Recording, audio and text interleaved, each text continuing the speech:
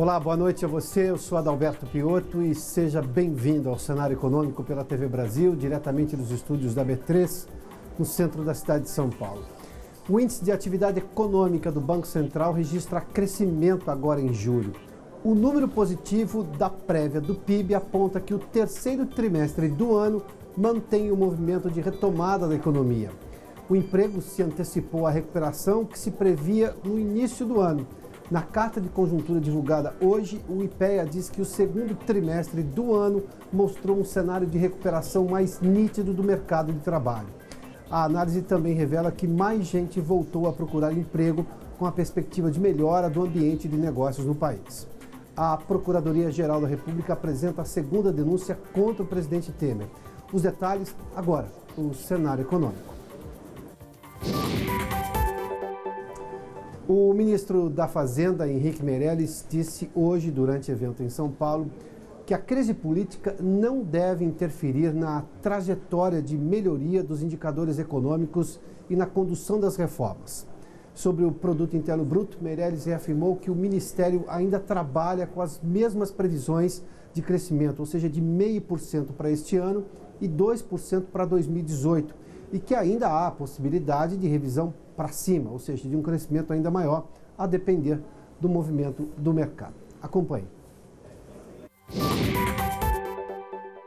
As previsões, de fato, de mercado têm sido revisadas para cima.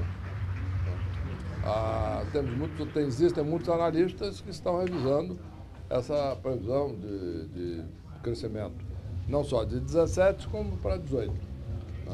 Nós, na Fazenda, estamos ainda com a previsão anterior, mas estamos no processo de observação, análises, cálculos, etc., para saber se é, de fato, justificável uma revisão para cima dessas projeções. Como eu tenho dito, as projeções atual de crescimento têm um viés de alta.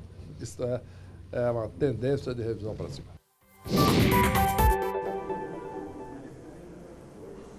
Até porque, na pesquisa do Banco Central no início dessa semana, os analistas econômicos que antes não saíam de um crescimento rebaixaram para 0,34, agora já estão projetando um crescimento do PIB este ano de 0,6%. O governo ainda mantém os 0,5%, mas está acreditando que pode também rever, segundo o que disse o ministro da Fazenda. E o Ministério de Minas e Energia divulgou hoje o número de empresas que participarão dos leilões para a concessão de áreas para exploração de petróleo e gás natural na região do pré-sal brasileiro. Os leilões estão agendados para o mês de agora de outubro. Vamos falar com o repórter Maurício de Almeida, da redação do Rio de Janeiro. Maurício, boa noite. Olá, Piotto, boa noite. A procura foi muito grande interesse do mercado internacional nesses leilões que estão marcados para o dia 27 de outubro. Ao todo, 17 empresas que são grandes representantes do setor petrolífero mundial se inscreveram para participar dos leilões para tentar a concessão da exploração nas áreas do pré-sal, exploração de petróleo e gás. 8 blocos vão ser oferecidos no dia 27 de outubro. Nessa mesma data, serão realizados 2 blocos de concessões, 2 blocos de licitações para o leilão do pré-sal. São blocos que, segundo analistas, devem despertar grande interesse porque a expectativa é de uma grande produção nos blocos que estão sendo ofertados no próximo dia 27 de outubro.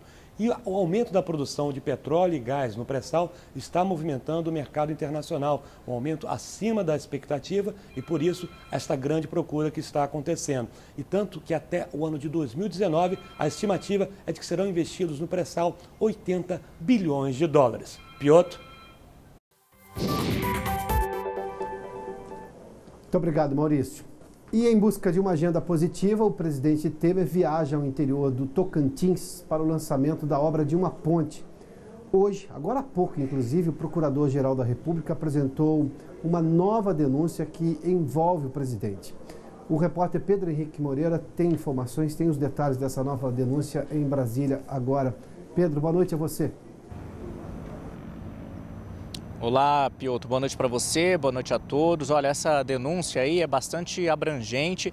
Ela envolve vários nomes importantes da cúpula do PMDB. A exemplo do que a gente vê ocorrer com outros partidos, né, que tiveram denúncias extensas também, PT e PP. Agora, então, é denunciado o grupo que o Procurador-Geral da República chama de PMDB da Câmara dos Deputados. Além do presidente Michel Temer, também são acusados o ex-deputado Eduardo Cunha, o ex-deputado Henrique Eduardo Alves, o ex-ministro Gedel Vieira Lima, o ex-assessor do presidente Rodrigo Rocha Loures e os ministros atuais Eliseu Padilha e Moreira Franco. De acordo com o Procurador-Geral da República, de acordo com a denúncia, eles praticaram aí atitudes ilícitas em troca de propina em vários órgãos públicos, como a Petrobras, a Furnas, Centrais Elétricas, Caixa Econômica Federal, Ministério da Integração Nacional e também Câmara dos Deputados. Na denúncia, o procurador trata o presidente Michel Temer como o líder dessa organização criminosa a partir de maio de 2016, quando ele assumiu a presidência da República. Mas afirma ali na denúncia que a participação do presidente ocorre pelo menos desde 2006, quando na situação ali, na posição de presidente do PMDB, teria negociado o apoio político do partido ao então governo Lula. Isso para a aprovação da CPMF e também para fortalecer a base de apoio do governo no momento ali das denúncias do Mensalão. E aí, nessa negociação de apoio, então, o PMDB teria recebido cargos chaves, cargos importantes nestes órgãos. O presidente Michel Temer também é acusado de obstrução da justiça. Ele teria instigado o empresário Joesley Batista a fazer pagamentos indevidos ao doleiro Lúcio Funaro para que o Lúcio Funaro não fechasse acordo de delação premiada. Nessa denúncia, o procurador-geral pede que sejam desmembrados inquéritos envolvendo Joesley Batista e Ricardo Saldi, o ex-executivo da JBS, e pede que os inquéritos envolvendo esses dois sejam remetidos ao juiz Sérgio Moro, de Curitiba.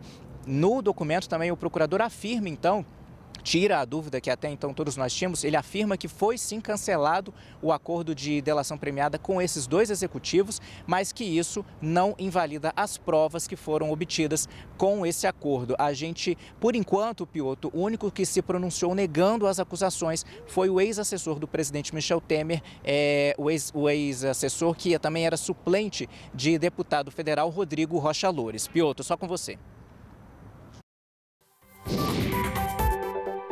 E o índice de atividade econômica do Banco Central registrou avanço agora no mês de julho. Com esse número, o terceiro trimestre já começa em alta. Em 5 dos 7 meses do ano até agora, janeiro a julho, com medição feita pelo Banco Central, 5 deles nós tivemos crescimento da economia, o que realmente é um bom sinal para o restante do ano. E o fato de ter crescimento agora em julho, já para esse terceiro trimestre. Lembrando que nós tivemos crescimento da economia no primeiro trimestre, foi 1%, e no segundo trimestre, apesar de todas as dúvidas que poderia haver crescimento, houve também na medição oficial pelo IBGE do PIB de 0,2%. Vamos dar uma olhadinha agora nesses dados agora do IBCBR. Essa é a sigla oficial, mas é o Índice de Atividade Econômica do Banco Central. Está aqui, olha. O mês de julho chama atenção exatamente isso. Olha, um crescimento de 0,41%. Eu vou colocar em azul aqui, olha, 0,41% de crescimento se comparado a junho, que também já tinha havido um crescimento. Dos 5 meses, maio e março não houve crescimento da economia na medição do Banco Central. Portanto, junho agora nós estamos no segundo mês consecutivo de crescimento, né? Julho para 2016 e 2017, ou seja, o mesmo mês do ano passado, o crescimento foi ainda maior, 1,41%, o que mostra claramente o que este ano é diferente do ano passado. Os números são todos evidentes ao mostrar essa recuperação econômica, esse início de recuperação econômica. No ano, o crescimento aí é uma questão média, porque tivemos alguns decréscimos também, alguns índices negativos, um crescimento de 0,14% até agora nesse índice de atividade econômica do Banco Central. O único detalhe, quando a gente pega o período de 12 meses, nesse caso a gente está pegando 5 meses do terrível e difícil ano de 2016, aí nós temos o índice de atividade econômica negativo, 1,37%. Só que aquilo já passou, a gente mudou completamente o momento da economia, a gente mudou completamente o sentido que a economia, antes a gente estava afundando. A verdade é que a gente tinha problemas sérios da economia, Tanto que em 2015 e 2016 nós tivemos o PIB negativo. No ano passado, de 3,6 negativo. Agora, em julho, essa comparação é importante, porque em relação ao mês passado, e esta comparação é muito importante. Julho com julho, ou seja, mudou completamente a perspectiva.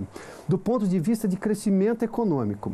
E o fato de ter agora em julho, eu vou deixar mais claro esse dado, eu vou voltar a falar dele, é que nós estamos abrindo o terceiro trimestre do ano com o mês registrando esse crescimento de 0,41%, o que corrobora com a ideia, a possibilidade da gente ter um crescimento ainda maior este ano. Hoje o ministro Meirelles, a gente viu agora há pouco exatamente sobre essa história do crescimento econômico, o governo está trabalhando com esse 0,5%, mas há uma estimativa, o Banco Central divulgou recentemente esse 0,6% de possibilidade das estimativas dos vários analistas ouvidos pelo Banco Central. Mas aqui é medição oficial, ou seja, o que de fato já aconteceu. Detalhe que também tem uma percepção já diferenciada e até mais positiva dos fatos que já aconteceram recentemente, sobretudo na questão do emprego. Uma boa notícia para o emprego, a carta de conjuntura do IPEA, o Instituto de Pesquisas Econômicas e Aplicadas, divulgada hoje, fala que o segundo trimestre deste ano marcou o começo de um processo de recuperação mais nítido do mercado de trabalho. O segundo trimestre foi a primeira variação, teve a primeira variação interanual positiva desde agosto de 2015. Olha, esse é o dado aqui. O IPEA diz que durante esse segundo trimestre, 31,7% das pessoas que estavam desocupadas, que estavam desempregadas, obtiveram novamente um emprego, voltaram a trabalhar. Esse dado é extremamente importante, porque se você se lembra muito bem, no começo deste ano, inclusive nas análises que nós ouvimos aqui no cenário econômico, a maior parte dos analistas dizia que a recuperação do emprego só se daria no segundo semestre, provavelmente no final do segundo semestre. A gente estava falando naquela época de 14 milhões de desempregados, quase 14% de desempregados. Hoje a taxa é essa, de 12,8%, é a taxa oficial do desemprego hoje.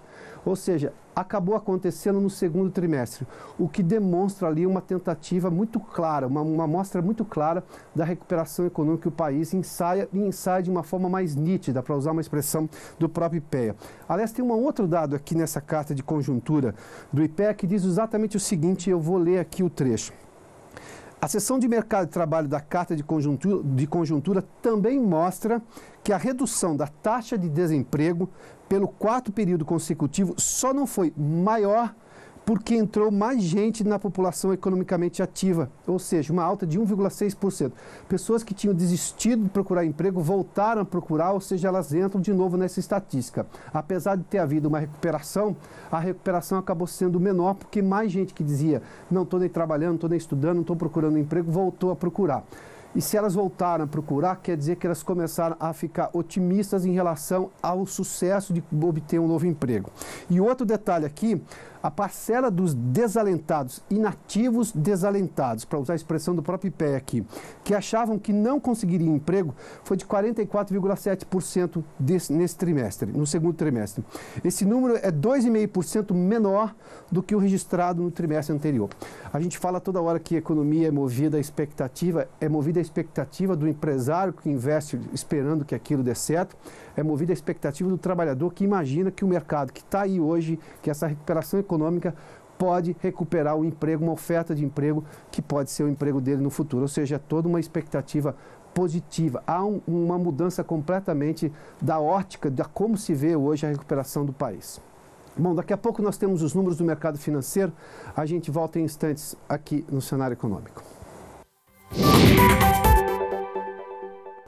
Bem, nós já estamos de volta ao estúdio do Centro de Operações da Bolsa e vamos aos números do mercado financeiro. Temos ali o Ibovespa. Hoje uma leve queda de 0,17% a 74.656 pontos. A Bolsa que tem nos últimos dias registrado sequências de altas, né?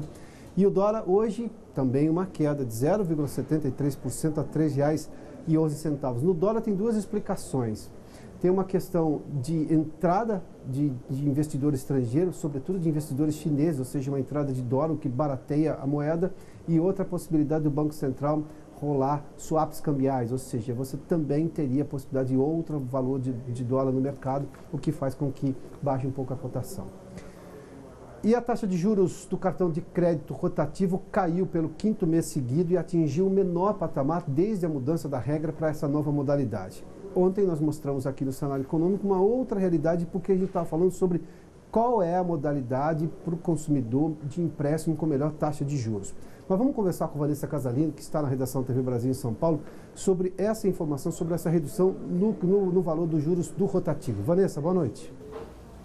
Boa noite, Piotr. Boa noite a todos. Um levantamento da Associação Brasileira das Empresas de Cartão de Crédito mostra que a taxa média de juros no rotativo chegou a 9,6% ao mês em agosto, ou pouco mais de 200% ao ano. Foi a 5ª queda seguida.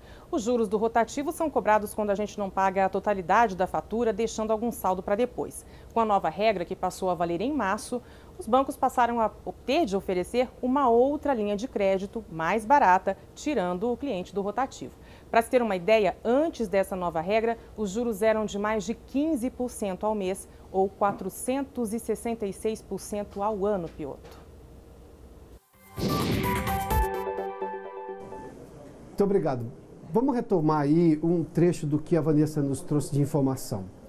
Detalhe, isso é das operadoras, é um estudo das operadoras de cartão de crédito. E ela fala em 200% ao ano do rotativo, ou seja, com esse novo regramento determinado pelo Banco Central, aquela taxa de juros do cartão depois de 30 dias tem que ser oferecida uma taxa de juros, digamos, mais baixa e que permita ao consumidor sair daquela dívida.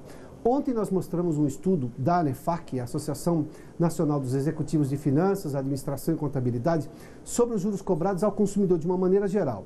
A modalidade de cartão de crédito resultava em mais de 350% ao ano, porque era feita uma conta diferente. Vamos dar uma olhadinha numa tela que a gente explica melhor. Olha, está ali, olha. Juros em agosto que subiram, na verdade, baixaram um pouquinho os juros médios ao consumidor, mas o cartão de crédito você percebe ali, teve uma alta inclusive, foi de 13,36% ao mês. Se você pegar na sua fatura de cartão, vai aparecer quanto que você pagaria ao mês, que evidentemente nessa conta chega a 350,32% ao ano, porque nós estamos pegando todo um período anterior. Detalhe nisso tudo, que é quanto você paga. Se deixar passar os 30 dias, você não pagar o total da sua fatura, aí o banco, por essa determinação do Banco Central, nesse novo regramento das dívidas de cartão de crédito, é obrigado a oferecer uma taxa menor. Por isso, essa diferença entre 350% e 200% ao ano. Bom, há 27 anos era criado o Código de Defesa do Consumidor, que marcava a abertura de um diálogo entre consumidor e empresas, além da garantia de direitos. Hoje, o Código de Defesa do Consumidor prevê, por exemplo, a possibilidade do consumidor se arrepender da compra e poder devolver o produto. Mas será que quase 3 décadas depois, o brasileiro está feliz com o atendimento prestado pelas empresas? Eu converso agora com Fátima Lemos, assessora do Procon São Paulo. Fátima, bem-vinda aqui ao Cenário Econômico. Boa tarde, obrigada pelo convite. Já vou fazer uma menção específica. Obviamente que as pessoas já passaram por processo de devolução, isso mudou muito. O direito hoje, se comparado ao que tínhamos 30 anos atrás, a situação é completamente outra. Mas recentemente eu vi um caso e percebi que era muito maior do que eu imaginava, de quando a pessoa desiste de um serviço, não de um produto. Ela compra um serviço de telefonia celular, TV a cabo, qualquer coisa do gênero, quer cancelar. Evidentemente que tem um regramento, às vezes tem multa ou não, mas enfim, mas ela decidiu cancelar. E as empresas têm um negócio agora chamado política de retenção de cliente. O sujeito diz não e a empresa faz de tudo para manter você cliente. Até onde vai o limite do bom senso que a lei prevê, se é que a lei prevê alguma coisa em relação a isso, que não, porque em alguns momentos, se a empresa insiste, é quase um assédio, não é? A lei prevê alguma coisa sobre isso? Claramente, a lei prevê que o contrato de relação de consumo ele pode ser cancelado a qualquer tempo. O consumidor não é obrigado a se manter num contrato que ele não deseja. Então, o contrato tem que ter a vontade do consumidor. Então, o cancelamento do contrato, ele está sempre previsto, é sempre uma possibilidade. E aí tem as regras de cada segmento, de cada contrato. Agora, não pode o consumidor ser constrangido. A política de retenção, a gente tem que tomar muito cuidado com isso. As empresas que estão praticando isso precisam tomar muito cuidado, porque podem sim estar cometendo uma grande irregularidade. Se a gente for pensar, por exemplo, em telefonia, existe até a possibilidade do consumidor cancelar automaticamente sem conversar com a empresa. pelo telefone, pelos meios pela internet, presencialmente. Ele pode simplesmente, e no caso ele pode tanto cancelar presencialmente, pelo telefone tem que ter opção dentro daquele menu no saque, pela internet pode ser cancelado e o consumidor precisa justificar o motivo do cancelamento. O que é o limite do bom senso que você me perguntou? A empresa pode entrar em contato com o consumidor, verificar o que aconteceu, conversar com ele, tentar manter o cliente, ver se é possível algum resgate dessa relação. Isto é admissível. Agora, não pode haver um exagero nisso. Não pode haver uma política deliberada de criar dificuldade para o cancelamento para que o consumidor se mantenha no contrato. Isso é um absurdo e é inadmissível, uma prática que o Código, claro que tem regra que a empresa vai estar infringindo se adotar essa política. Como é que o consumidor registra uma reclamação como essa? Se ele tem um produto defeituoso, ou se teve um problema de preço, é materialmente mais fácil de mostrar. Ou seja, o produto está com defeito, olha, eu quero devolver, a loja não quer receber de volta, mas tem um produto com problema ali. Além do que, ele pode desistir da compra, isso está previsto no código também. Mas nesse caso, como é que ele prova? Aquelas conversas são realmente gravadas? A empresa é obrigada a ter aquelas conversas gravadas e ele precisa gravar? Porque, de alguma forma, foi uma conversa só. O Código de Defesa do Consumidor estava falando dos 27 anos. Uma coisa que o Código colocou é que o consumidor é mais vulnerável, o consumidor é que precisa ser protegido. O que significa isso? Muitas vezes o consumidor não detém os meios de fazer prova. Quem tem que provar que o consumidor está fazendo por exemplo, alguma afirmação que não é verdadeira é a empresa, porque ela detém os meios. Ela tem a obrigação de, se o consumidor disser que não está feliz, não houve um cumprimento do contrato, deixaram de cumprir com alguma coisa que estava estabelecido, que me ofereceram, muitas vezes o consumidor não vai ter como provar. Foi uma oferta por telefone, foi uma interrupção no serviço, o telefone parou de funcionar, a internet parou de funcionar. Como é que o consumidor consegue, muitas vezes, mensurar isso? Então, ele pode, muitas vezes, fazer uma alegação.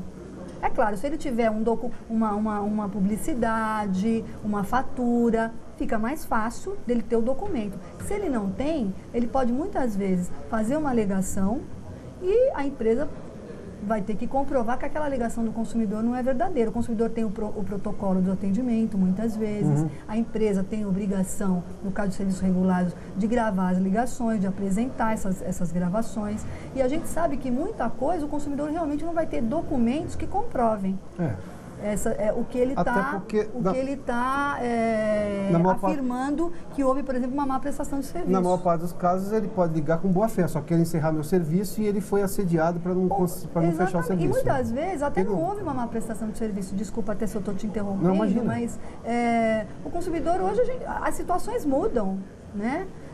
Então, eu tinha um plano que tinha um determinado valor, que eu tinha uma determinada quantidade de serviços. Eu não quero mais aquilo não me atende, ou eu estou com uma perda de renda, minha renda é outra, eu quero mudar. Então, o consumidor tem o direito do cancelamento, né, nessa situação. E se ele houve uma má prestação, então, mesmo que tenha tido uma situação do consumidor que ele tenha que cancelar, ele tem este direito garantido. E se houve um problema no serviço, alguma coisa que o consumidor não recebeu na mesma medida do que foi oferecido, do que foi comprometido, se o consumidor não tem documentação, a gente vai ter que avaliar cada caso, cada situação.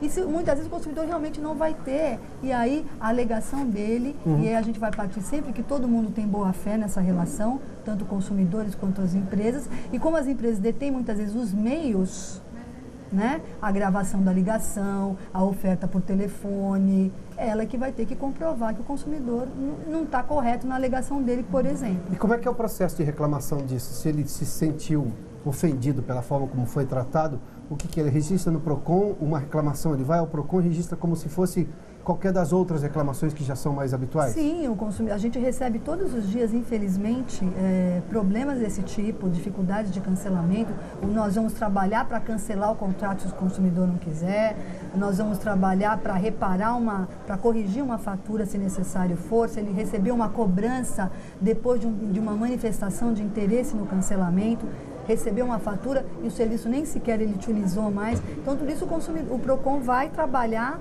para solucionar essa questão. Agora, às vezes, o consumidor também teve um constrangimento, ele ficou horas no telefone, ele perdeu tempo, ele ficou aborrecido. Aí, muitas vezes, ele pode, inclusive, entrar com uma ação de indenização. Perfeito. Para reparar esse dano que ele teve, essa situação de constrangimento que ele viveu.